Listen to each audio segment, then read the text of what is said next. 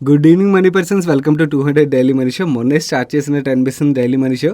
Already 200th ఎపిసోడ్ని record చేస్తున్నాం.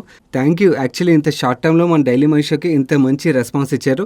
And even మేము కూడా డైలీ మనీ షోలో just only basic news updates మాత్రమే కాకుండా మీకు క్వాలిటీ కంటెంట్ వెళ్ళాలని, ఈవెన్ రిజల్ట్స్ టైంలో అది కూడా చాలా ఎఫర్ట్ పెట్టి మీకు మ్యాక్సిమం రిజల్ట్స్ అవి డీటెయిల్గా కవర్ చేయడానికి ప్రయత్నిస్తాం. వీటితో పాటు వేరియస్ రీసెర్చ్ రిపోర్ట్స్ కానీ, లేకపోతే ఈ డైలీ మనీ షోలో వేరియస్ క్వాలిటీ స్టాక్స్ గురించి, మీకు జూబిలెంట్ ఇన్గ్రేవియా గురించి ఆ టైంలో చాలా లోవర్ ప్రైస్లో ఉన్నది, అండ్ అలాగే వేరియస్ అదర్ క్వాలిటీ స్టాక్స్ గురించి కూడా మనం డిస్కస్ చేసుకోగలిగాం ఆ బ్యాక్గ్రౌండ్ వర్క్ చేయడం వల్ల. సో ఈ డైలీ మనీ షోలోని మీకు వాల్యూ యాడ్ చిన్న స్నిప్పెట్స్ రూపంలో కొన్ని quality companies along with news అప్డేట్స్తో పాటు రిజల్ట్స్ అండ్ అలాగే స్నిప్పెట్స్ రూపంలో quality stocks add lot of value.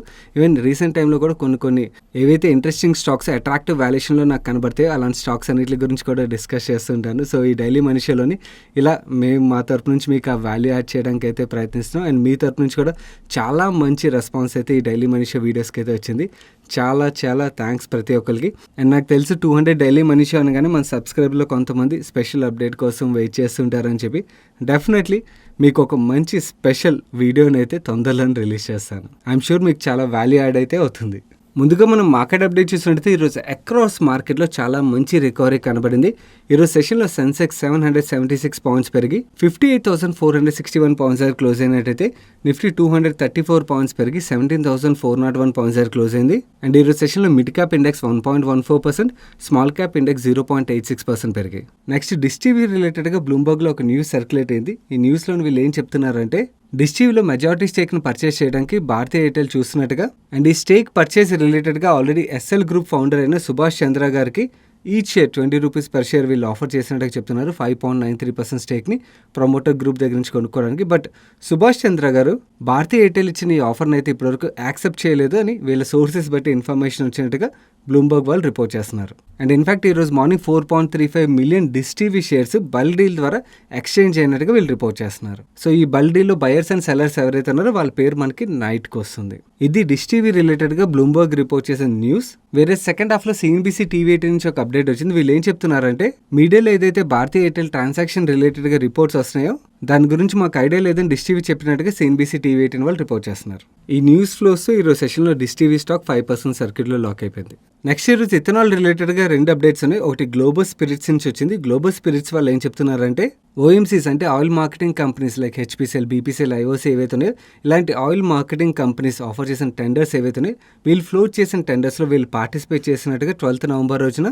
And ఈ టెండర్స్ అన్ని ఇథనాల్ కోసం molasses and grain based distillery టెండర్స్గా చెప్తున్నారు. అండ్ ఈ టెండర్ ఒక పీరియడ్ 1 డిసెంబర్ 2021 నుంచి 30th నవంబర్ 2022 వరకు అని వీళ్ళు మెన్షన్ చేస్తున్నారు. ఈ టెండర్స్ ఒక ఫస్ట్ రౌండింగ్ క్లోజ్ అయిన తర్వాత గ్లోబల్ స్పిరిట్స్ వాళ్ళకి 9.68 crore litres of ethanol supply చేయడానికి ఎలోకేషన్ వచ్చినట్టుగా చెప్తున్నారు. ఈ ఇథనాల్ ని వీళ్ళ 3 మ్యానుఫ్యాక్చరింగ్ యూనిట్స్ ఏవైతే బీహార్, వెస్ట్ బెంగాల్ అండ్ హర్యానా ఈ 3 మ్యానుఫ్యాక్చరింగ్ యూనిట్స్ నుంచి అక్రాస్ కంట్రీ సప్లై చేయబోతున్నట్టుగా చెప్తున్నారు. అండ్ డ్యామేజ్ ఫుడ్ గ్రెయిన్స్ నుంచి తీసే ఇథనాల్ కి 52.92 రూపీస్ పర్ లీటర్ ప్రైస్ని ఫిక్స్ చేసినట్టుగా, అండ్ ఈ ప్రైస్ ఎవ్రీ ఇయర్ 2.65% ఎస్కలేట్ అవ్వబోతున్నట్టుగా అంటే కాంట్రాక్ట్లోనే వీళ్ళు చెప్తున్నారు. నెక్స్ట్ ఈ ఇథనాల్ రిలేటెడ్గా సెకండ్ అప్డేట్ చూసినట్టయితే కోస్టల్ కార్పొరేషన్ లిమిటెడ్ అనే కంపెనీ ఏదైతే ఉన్నదో వీళ్ళు 150 crores ఇన్వెస్ట్ చేసి ఇథనాల్ ప్రాజెక్ట్ని స్టార్ట్ చేసినట్టుగా చెప్తున్నారు.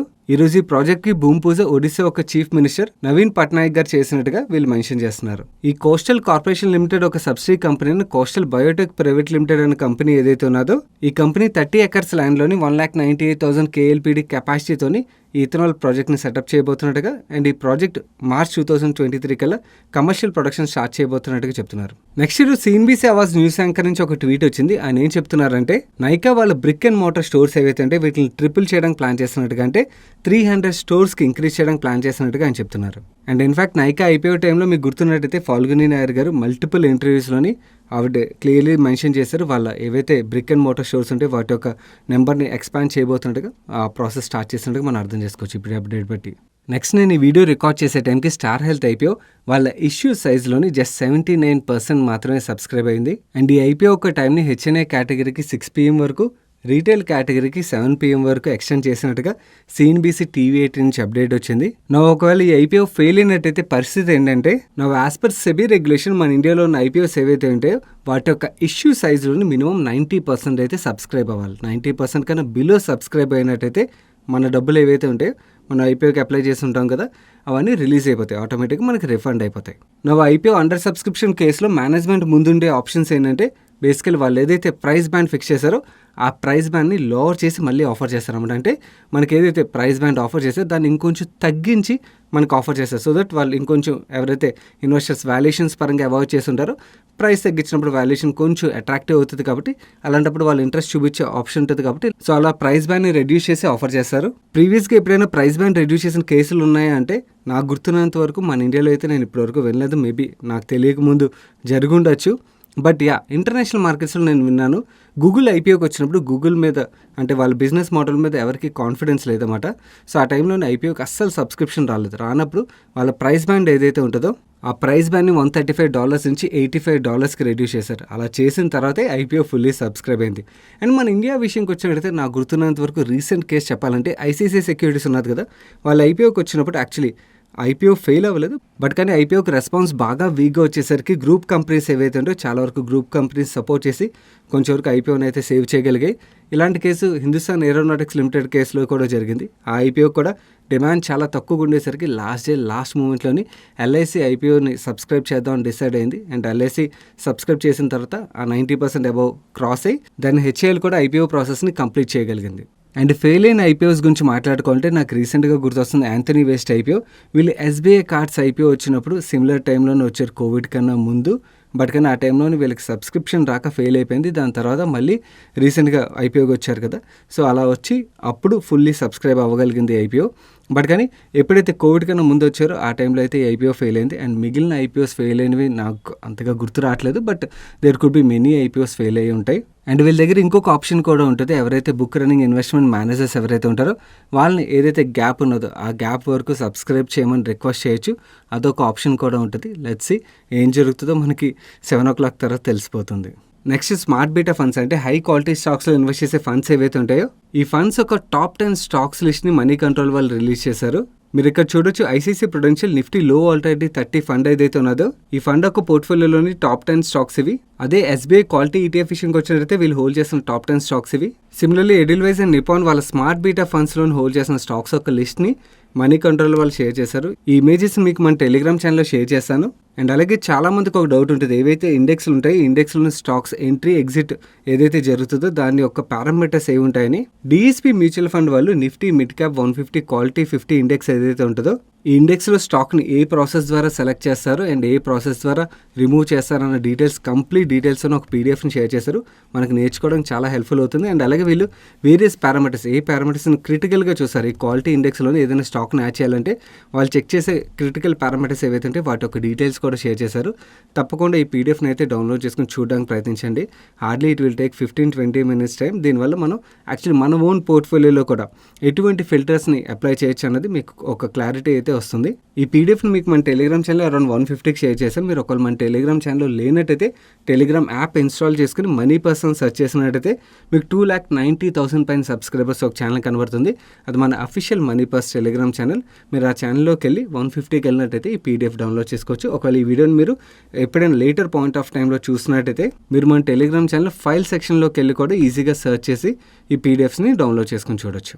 నెక్స్ట్ రిలయన్స్ నుంచి ఒక ఎక్స్చేంజ్ ఫైలింగ్ వచ్చింది. వీళ్ళ సబ్సిడీ కంపెనీ అయిన Reliance new energy solar limited ఏదైతే ఉన్నదో ఈ company China national blue star limited నుంచి ఆర్ఈసీ సోలార్ హోల్డింగ్స్ ఒక 100% స్టేక్ని అక్వైర్ చేసినట్టుగా వీళ్ళు చెప్తున్నారు. ఈ ఆర్ఈసీ సోలార్ విషయంకి వచ్చినట్టయితే వీళ్ళు సోలార్ ప్యానల్స్ అవి మ్యానుఫ్యాక్చర్ చేస్తుంటారు. నెక్స్ట్ అంబర్ ఎంటర్ప్రైజెస్ నుంచి ఒక ఎక్స్చేంజ్ ఫైలింగ్ వచ్చింది. వీళ్ళు ప్యాసివ్ ఇండియా ప్రైవేట్ లిమిటెడ్ అనే కంపెనీలోని 73% స్టేక్ని అక్వైర్ చేసినట్టుగా చెప్తున్నారు. అండ్ ఈ ప్యాసివ్ ఇండియా ప్రైవేట్ లిమిటెడ్ గురించి మాట్లాడుకోవాలంటే వీళ్ళు క్రాస్ ఫ్లో ఫ్యాన్స్ అంటే ఏసీ లోపల రొటేట్ అవుతూ ఫ్యాన్స్ ఉంటాయి కదా, ఈ ఫ్యాన్స్ అండ్ వాటి యొక్క ప్లాస్టిక్ పార్ట్స్ వీటితో పాటు ఏసీ అవుట్డోర్ యూనిట్స్ ఉంటాయి కదా, ఈ ఏసీ అవుట్డోర్ యూనిట్స్లోని ఫ్యాన్స్ ఏవైతే ఉంటాయి ఈ fans, fan guards and refrigeration applications యొక్క వాటర్ డిస్పెన్సర్స్లో యూజ్ అయ్యే ప్లాస్టిక్ పార్ట్స్ ఏవైతే ఉంటాయి ఈ ప్లాస్టిక్ పార్ట్స్ అండ్ అలాగే ట్రక్స్, ట్రాక్టర్స్, బస్సెస్ సీట్స్లో యూజ్ అయ్యే ప్లాస్టిక్ పార్ట్స్ ఏవైతే ఉంటాయి వీటిని మ్యానుఫ్యాక్చర్ చేస్తుంటారు. ఈ లాస్ట్ ట్రక్, ట్రాక్టర్, బస్సులు సీట్స్లో యూజ్ అయ్యే ప్లాస్టిక్ పార్ట్స్ ఒకటి వదిలేస్తే మిగిలిన ఏవైతే కాంపోనెంట్స్ వీళ్ళు మ్యానుఫ్యాక్చర్ చేస్తారో అది అంబర్ ఎంటర్ప్రైజెస్కి డెఫినెట్లీ వాల్యుయేట్ అవుతుంది. ఎందుకంటే బికాస్ వీళ్ళు కూడా ACs contract manufacturing services offer చేస్తుంటారు కాబట్టి డెఫినెట్లీ వీళ్ళు రిలేటెడ్ బిజినెస్ని వీళ్ళు అక్వైర్ చేసినట్టుగా మనం అర్థం చేసుకోవచ్చు. అండ్ 1 డిసెంబర్ 2021 నుంచి పైసో అంబర్ ఎంటర్ప్రైజెస్ ఒక సబ్సిడీ కంపెనీ అయిపోయినట్టుగా వీళ్ళు చెప్తున్నారు. నెక్స్ట్ డైనకాన్ సొల్యూషన్స్ నుంచి ఒక ఎక్స్చేంజ్ ఫైలింగ్ వచ్చింది. వీళ్ళు స్టేట్ బ్యాంక్ ఆఫ్ ఇండియా ఒక న్యూ బ్రాంచెస్ ఏవైతే ఉంటే ఈ బ్రాంచెస్ లోని ఐటీ ఇన్ఫ్రాస్ట్రక్చర్ సెటప్ చేయబోతున్నట్టుగా చెప్తున్నారు. వీళ్ళు ఎస్బీఐకి వేరియస్ టైప్స్ ఆఫ్ సర్వర్స్ ని, స్టోరేజ్ ని అండ్ అలాగే SAN స్విచెస్ ని సప్లై చేయబోతున్నట్టుగా దీని యొక్క కాస్ట్, ఈ ప్రాజెక్ట్ యొక్క కాస్ట్ 27.25 crores గా వీళ్ళు ఎక్స్చేంజ్ ఫైలింగ్ ద్వారా రిపోర్ట్ చేస్తున్నారు. నెక్స్ట్ లూపిన్ నుంచి ఒక అప్డేట్ వచ్చింది. యూకే బేస్డ్ టీటీపీ PLC అనే కంపెనీ ఏదైతే ఉన్నదో ఈ కంపెనీతో వీళ్ళు అగ్రిమెంట్ చేసుకున్నట్టుగా, ఈ అగ్రిమెంట్ లో భాగంగా వీళ్ళు డెవలప్ అండ్ మ్యానుఫ్యాక్చర్ చేయబోయే ఇన్హలేషన్ ప్రొడక్ట్స్ ఏవైతే ఉంటే వాటి యొక్క exclusive world wide rights Lupin కి రాబోతున్నట్టుగా చెప్తున్నారు. అండ్ ఈ టీటీపీ దగ్గర soft mist inhalation technology platform ఉన్నది. ఈ ప్లాట్ఫామ్ యూస్ చేసుకుని వీళ్ళు కొత్త రకం ఇన్హలేషన్ ప్రొడక్ట్స్ డెవలప్ చేసి అక్రాస్ గ్లోబ్ పేషెంట్స్ యూజ్ చేయడానికి సప్లై చేయబోతున్నట్టుగా చెప్తున్నారు. నెక్స్ట్ భారత్ డైనమిక్స్ లిమిటెడ్ నుంచి ఒక అప్డేట్ వచ్చింది. వీళ్ళు ఇండియన్ ఆర్మీ ఒక కాంట్రాక్ట్ సైన్ చేసినట్టుగా, ఈ కాంట్రాక్ట్ ఒక వాల్యూ 471 crores గా చెప్తున్నారు. అండ్ ఈ కాంట్రాక్ట్ దేనికంటే IGLA 1M మిసైల్స్ ఏవైతే ఉంటే వాటిలో ఒక రీఫర్బిష్మెంట్ కాంట్రాక్ట్ ఇది. ఈ మిసైల్స్ అన్నింటినీ రీఫర్బిష్ చేసిన తర్వాత వాటికి ఒక ఫ్రెష్ లైఫ్ ఇస్తారు. ఈ లైఫ్ పీరియడ్ ఇంకొక 10 years ఎక్స్టెండ్ చేస్తారని చెప్తున్నారు. నెక్స్ట్ స్కిప్పర్ నుంచి ఒక అప్డేట్ వచ్చింది. వీళ్ళ ఇంజనీరింగ్ ప్రొడక్ట్ బిజినెస్ ఏదైతే ఉంటుందో ఈ engineering product business 300 crores worth new orders win అయినట్టుగా చెప్తున్నారు.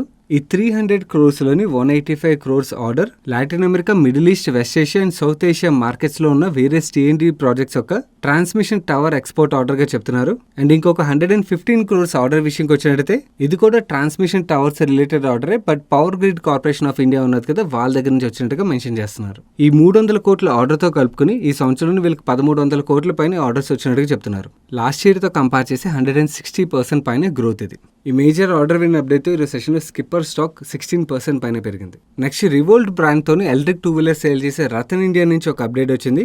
వీళ్ళు కోల్కతాలోని వాళ్ళ ఫస్ట్ డీలర్షిప్ స్టోర్ ని ఓపెన్ చేసినట్టుగా చెప్తున్నారు. అండ్ ఈ స్టోర్ తో కలుపుకొని మన కంట్రీ మొత్తంలో చూసినట్టయితే వీళ్ళకి 16 డీలర్షిప్స్ ఉన్నట్టుగా చెప్తున్నారు.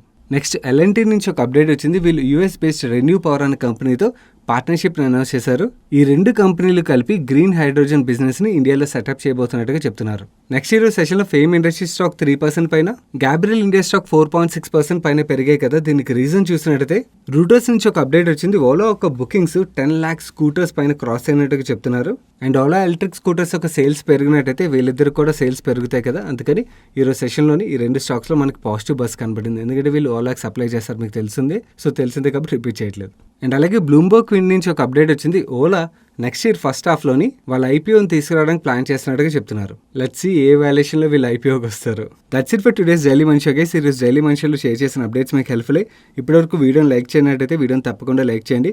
And video me friends and family మెంబర్స్కి హెల్ప్ఫుల్ అవుతుందంటే వాళ్ళకి తప్పకుండా షేర్ చేయండి. అండ్ మీరు ఇదే ఫస్ట్ టైం మన మనీ పర్స్ ఛానల్కి వచ్చి ఛానల్ సబ్స్క్రైబ్ చేయనట్టయితే ఛానల్ సబ్స్క్రైబ్ చేస్తూ పక్కన బెల్ ఐకాన్లోని ఆల్ నోటిఫికేషన్స్ యాక్టివేట్ చేసుకోండి. నేను సాయి కృష్ణ పత్రి. రేపు డైలీ మనిషిలో కలుస్తాను. Till then good night.